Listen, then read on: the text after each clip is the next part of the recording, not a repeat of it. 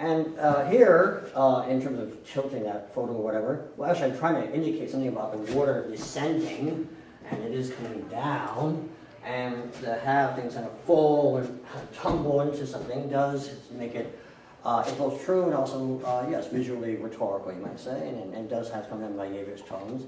And that's just because I'm informed about modern aesthetic practice. You wouldn't be doing this in the Victorian era, no. The maps which compare Iraq to New York, Saudi Arabia to Pennsylvania based on their shape is totally a kind of alliteration. You know, here's a shape someplace else. And even this, it is, you know, it is formal. Let me think about these shapes. Let me design these shapes. Well, in the case of that, that wasn't done by me at all. That was done by the British Colonial Office. They chose to make that parceling of territory. Yes. I just sort of noticed it, which is maybe also to say something about Boyce's statement about everybody's an artist. Or there's always art practice going on.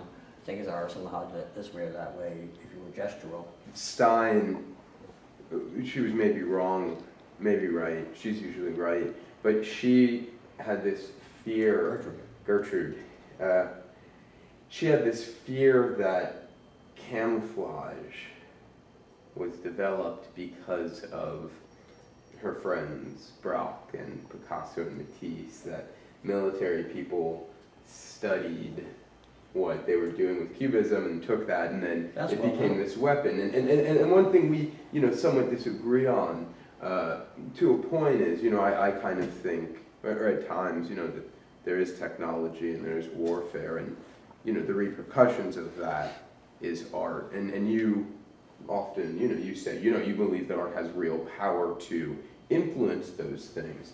I'm wondering if you can talk about your ideas, your discoveries, both formal, topographical, and technological, the dangers of them being misused. Because that certainly goes on with current events we've talked about, where people have perhaps stolen your ideas and put them to dangerous effect. Do you feel liability or responsibility for these, you know, potentially earth-shattering ideas?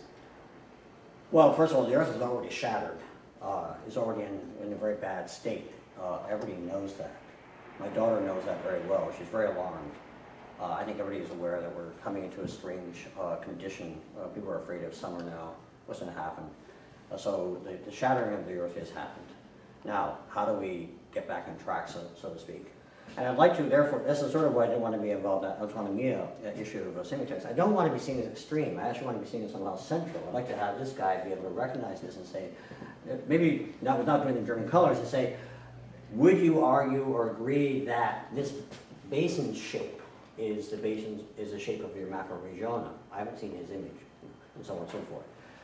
What's very important now is for the artists who have been making this and that signals, I have, and there are other artists, I'm not alone, to bring the work into public light for policy review so we can deal with things in a timely manner. Let's talk about Iran.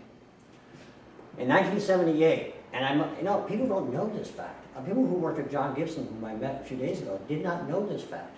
In 1978, Dennis Oppenheim had work, earthworks proposals, flown by military jet, Iranian military jet, from this area, I think New Jersey, to Iran, to be built by the Iranian military for more or less ecological purposes, long term. The idea is it would be a functioning earthwork of some sort.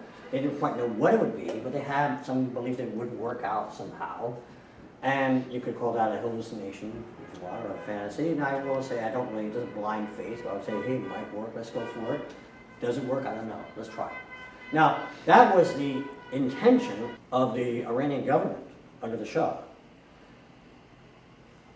If that had gone ahead, if they had built those works, and they were going to do that in the UN Environmental Park in Shiraz, if there had been any kind of understanding that earthworks could, in fact, do something about the ecology and about the salt flats, as was kind of implied in Spiral Jetty by Robert Smithson, and it's certainly been espoused in a different way by the Harrisons. Okay? There was a lot of fighting about how practical it can be, but certainly had happened in Iran. You would not be having the present almost absurd game about who's got the nuclear weapons and are you really we're going to attack and who we're going to bomb next. The discourse with Iran would be very, very different. So I think it's very important now at this moment historically, in Washington, in Moscow, in Cairo, in Tehran, to raise attention to those works that were sent to Iran and say, well, they can actually be worked on and we should see what they can be, what value they can be, and if they can't be tested in Iran, we can test them in some other part of the world. Now that is pretty much the point of, and I'll try to get to a piece here in the show, let's say over here, right here. This idea here. Now, come on, military. As I don't really show it here, but the reason I'm able to make this diagram for what might be done down by the Shatt al-Arab, by Basra, Iran's second biggest city, Abadan, the big refinery city of Iran, and on the Iran-Iraq border, which is right here on this black line. The reason I have made this discussion is that there's been a lot of work with satellite imaging of that area, and we know that there has been a lot of major construction. That construction was on this huge scale, and as we show in our videotape, which you have a copy of, it appears to be very similar to work by American earth artists. It was all done by Russian engineers for Iraq back in the 1980s. The objective now, it seems to me historically, is to say to Iran, to Iraq, to these countries, we propose, just as there is a U.S. State Department initiative for the Yangtze River Basin in the Mississippi, scientific exchange, which is why the U.S., in a very curiously, I think, wonderful way, was opposed to Three Gorges Dam for ecological reasons. We, the United States, also have a parallel program with the Rio Grande with the Yellow River in China, which is a very serious, similar ecological problem. We can have a constructive relation with China about that. So here in this region, we can say, we, the United States, happen to have the Colorado River, which has dams and eutrophication, drought, and so on.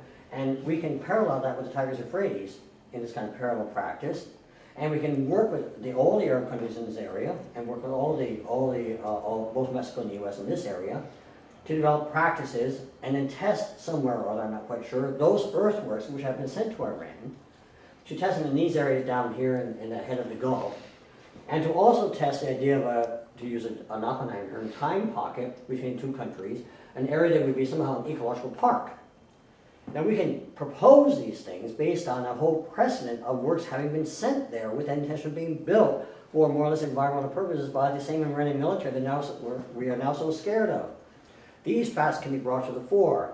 I am not operating as some kind of lone person trying to be a hero. I'm operating with a huge historical legacy of people who did make proposals, things that were started, and so on. They were only interrupted by some historical mishap, in this case, in 1978, the expiration of the 25-year consortium contract. So then they had the occupation of the embassy and so on. But that would be a much more effective way of dealing with Iran than having the current saber-rattling discussion about do we go to war or not, and do we have a big fight or not. Well, that's a big fact. And this, I think, needs to happen, where we have the recognition that art is historically relevant, it is historically present, and it can be put to use. And many things that I showed here are already pre-existing artwork.